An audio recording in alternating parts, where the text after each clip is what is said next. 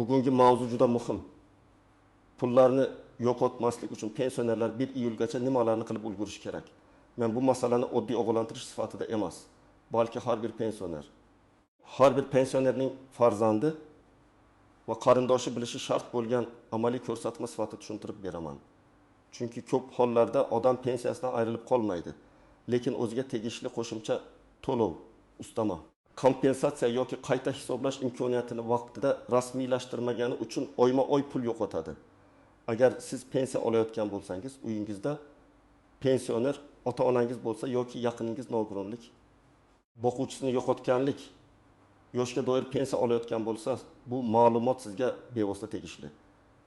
Videoni oxirigacha ko'ring, chunki men kimlar 1 iyulgacha albatta harakat qilishi kerakligini, kimlar xavotir olmasligi mumkinligini, qaysi hujjatlar kerakligini va eng ko'p uchraydigan xatolarni birma-bir tushuntiraman.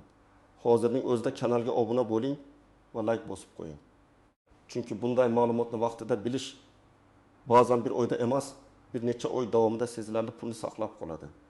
Avval bu jarayon qanday bo'lganini tushunib olaylik. Oldin ko'plab pensionerlar pensiyasini bank kartasi orqali ham, naqd pul shaklida ham olib kelgan. Ayrim to'lovlar avtomatik tarzda hisoblangan, ayrimlari esa pensionerning arizasi, ma'lumotnomasi yoki tegishli organlarga murojaatidan keyingina qo'shib berilgan. Ko'p odamlar pensiya tayinlangan bo'lsa, davlat hammasini o'zi hisoblab beradi deb o'ylaydi. Men shuni aniq aytaman. Pensiyaning asosiy qismi avtomatik yurishi mumkin, lekin ayrim imtiyozlar, ustamalar, qayta hisoblashlar, ish staji bo'yicha qo'shimchalar yoki yashash holati bilan bog'liq to'lovlar uchun pensionerning o'z vaqtida murojaat qilish kerak bo'ladi. Endi esa ayrim tartiblar raqamlashtirilmoqda, ma'lumotlar bazalari solishtirilmoqda. Pensionerning haqiqiy yashash joyi, bank kartasi, shaxsiy ma'lumotlari, nogironlik muddati, ish staji, qarzdorlik yoki boshqa to'lovlar bilan bog'liq holatlar tekshirilmoqda. Bu yaxshi tomoni bilan tizimni tartibga soladi. Lekin oddiy odam uchun xavfli joyi ham bor.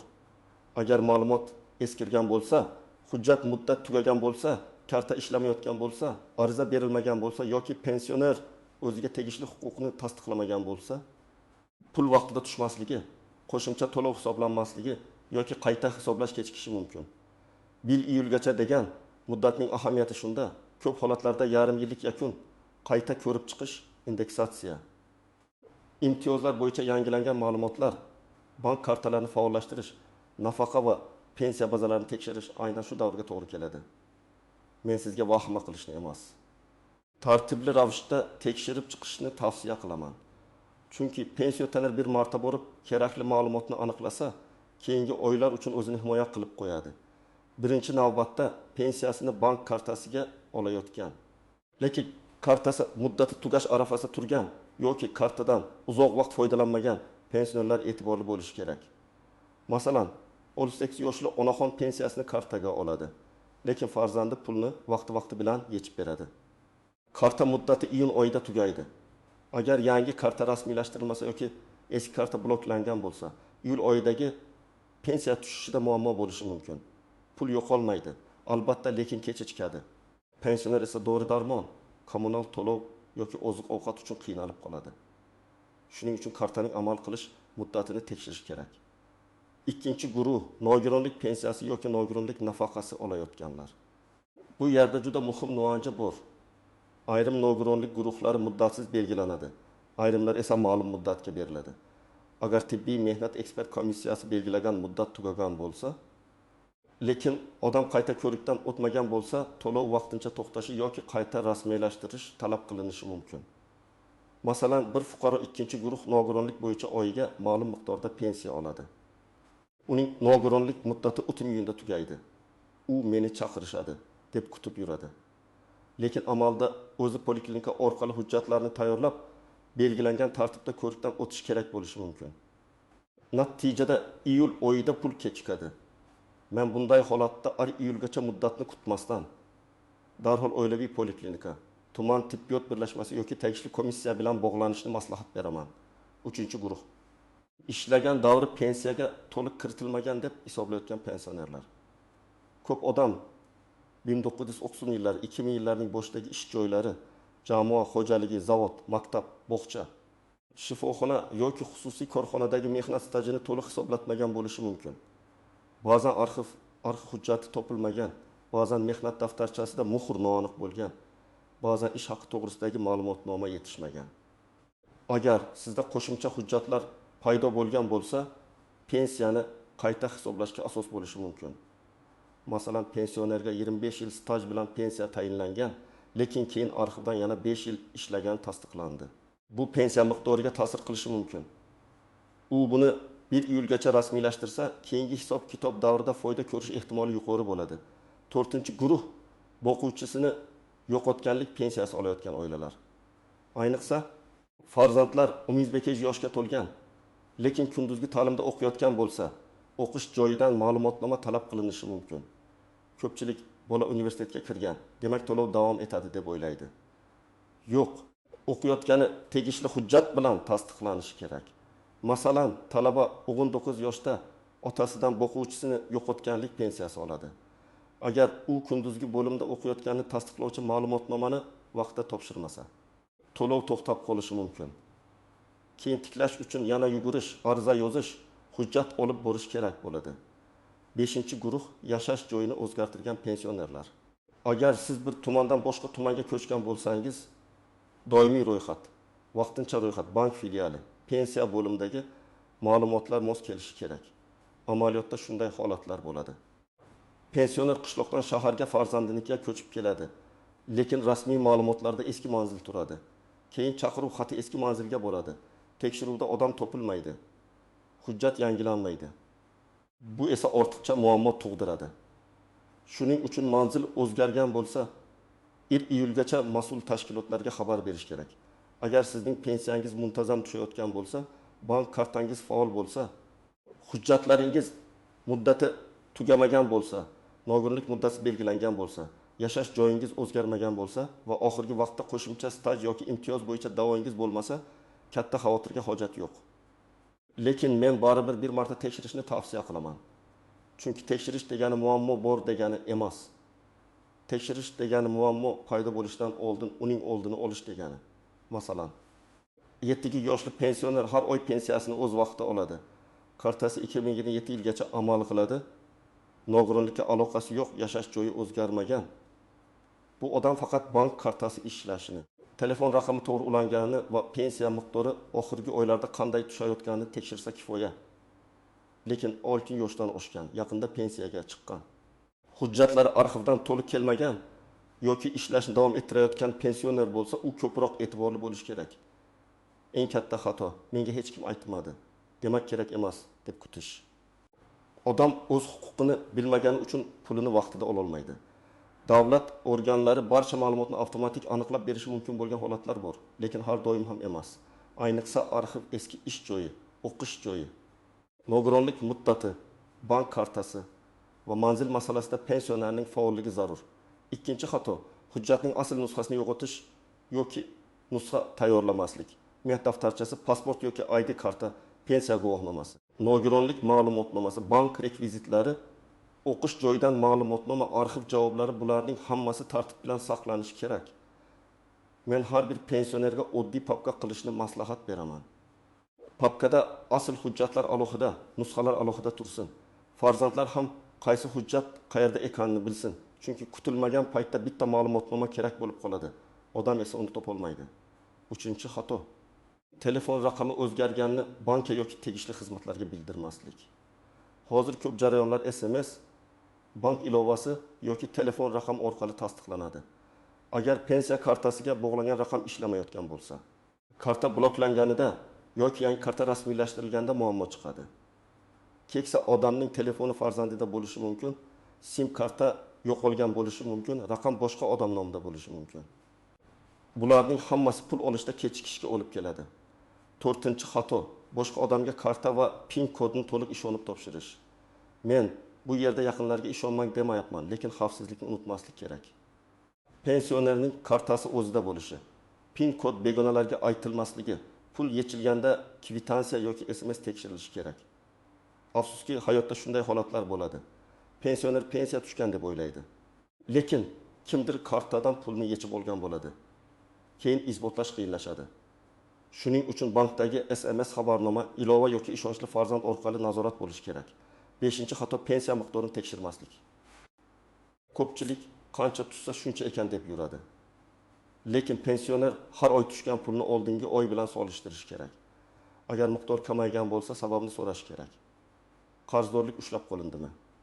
Qayta hisoblash bo'ldimi? Karta komissiyasi bormi? Boshqa to'lovlar ajratildimi? Buni aniqlash zarur. Savol berishdan uyalmang. Bu sizning pulingiz, sizning huquqingiz. Birinchi qadam bank kartangizni tekshiring. Kartaning amal qilish muddati old tomonida yozilgan bo'ladi. Agar muddat iyun yoki iyul oyida tugayotgan bo'lsa, bankka boring va yangi karta chiqarish tartibini so'rang. Karta bloklanmaganini, SMS xabarnoma ulanganini, telefon raqami to'g'riligini aniqlang. Agar pensiyani naqd olsangiz, yetkazib berish yoki to'lov tartibida o'zgarish bo'lmaganini mahalla bank yoki tegishli pensiya bo'limidan so'rab biling. Ikkinchi qadam. Shaxsiy hujjatlaringizni ko'rib chiqing. ID karta yoki pasport amal qilayotgan bo'lishi kerak. Agar hujjat muddati tugagan, familiya yoki manzil o'zgargan, ma'lumotlarda xatolik bo'lsa, uni tezroq to'g'rilash kerak. Bir harf xatosi ham bazalarda muammo keltirib chiqarishi mumkin. Masalan, pasportda ism Muhabbat, bankda Muhabbat bo'lib qolsa, ba'zan to'lov yoki identifikatsiyada ortiqcha savol paydo bo'ladi. Uchinchi qadam. Pensiya hujjatlaringizni tartiblang. Mehnat daftarchasi nusxasi, pensiya tayinlash haqidagi hujjatlar, staj bo'yicha ma'lumotlar, ish haqi ma'lumotnomalari, arxiv javoblari bitta papkada tursin.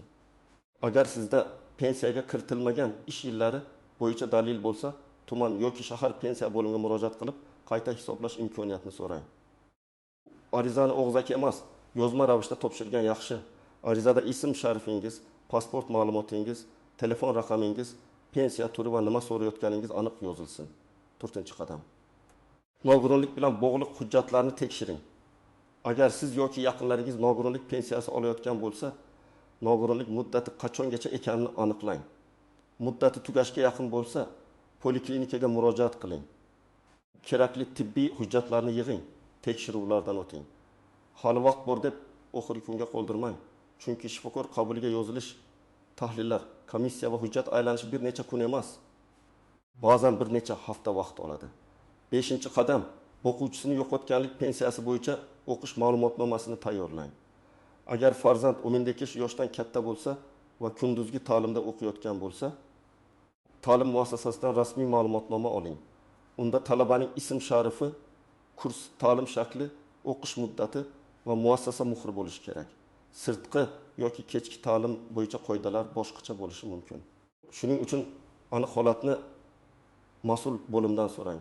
6-qadam. Yashash manzilingizni yangilang. Agar ko'chib o'tgan bo'lsangiz, doimiy yoki vaqtincha ro'yxat masalasini tartibga keltiring. Pensiya bo'limida, bankda va boshqa tegishli xizmatlarda telefon raqami hamda manzil to'g'ri ko'rsatilgan bo'lsin.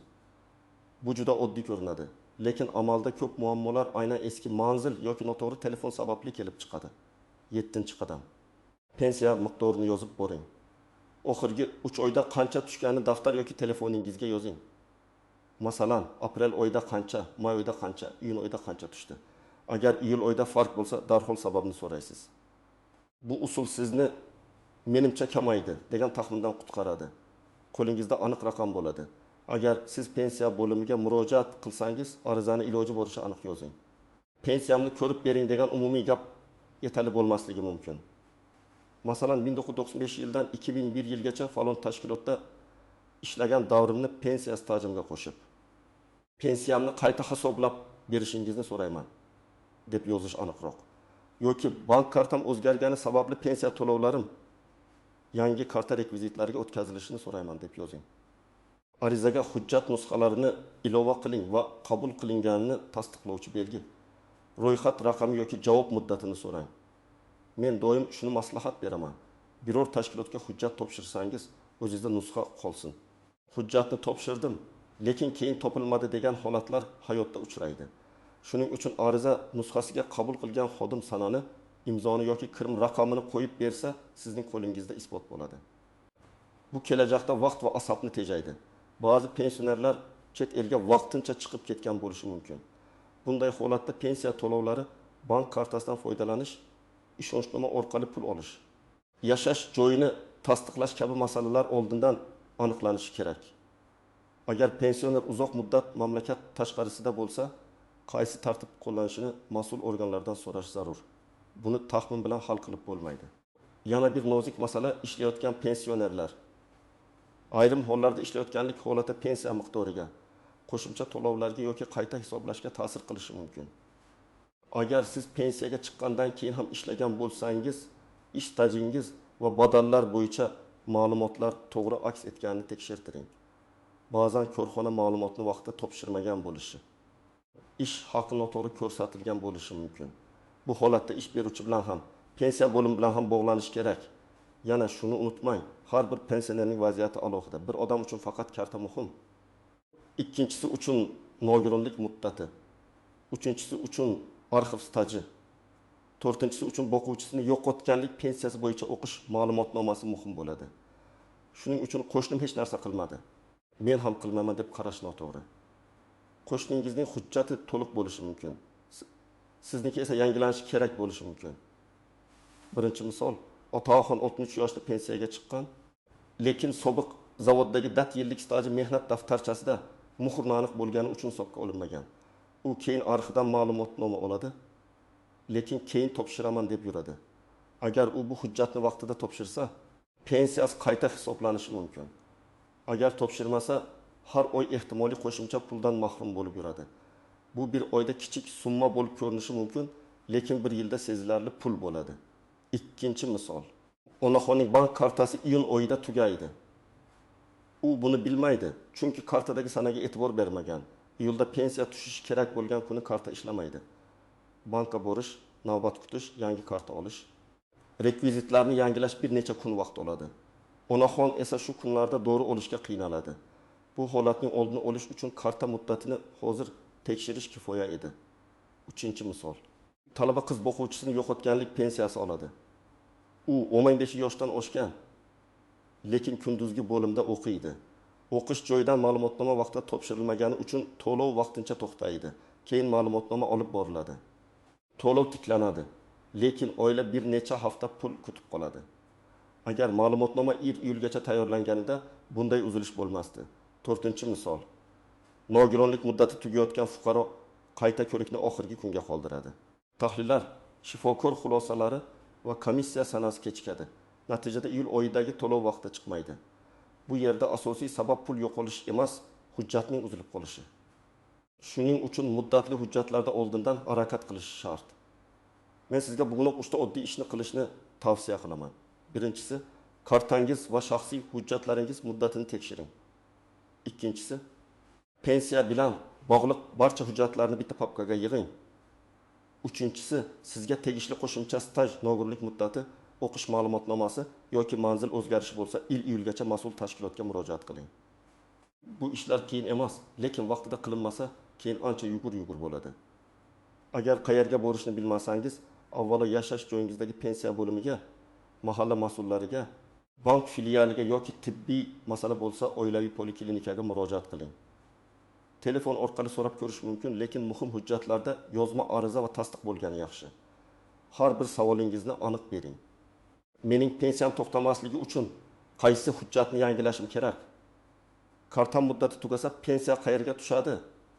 Nogironlik muddatim tugashidan oldin nima qilishim kerak? Qo'shimcha stajimni qanday hisoblataman? Shunday savollar sizni aniq javobga olib boradi. Iyulgacha pensionerlar eng avvalo hujjatlarini, bank kartasini, nogironlik yoki o'qish bilan bog'liq ma'lumotnomalarni, manzil va telefon raqamlarini tekshirib qo'yish kerak. Bu vahima uchun emas, o'z pulingizni, o'z huquqingizni va o'z vaqtinchalik barqarorligingizni himoya qilish uchun kerak. Men ekspert sifatida shuni aytaman.